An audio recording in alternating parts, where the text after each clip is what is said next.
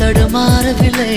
முதல் முறை இந்த இளமையின் சுகம் உணக்கிறேன், நான் தூங்கவில்லை. கொடையோடு நான் போனேன், வழியில் ஏனோ நனைகின்றேன். கடிகாரம் இருந்தாலும் காலடி சத்தத்தில் மணி பார்த்தேன். தனிமைக்கு தனிமைகள் நீ வந்து கொடுத்தாய்.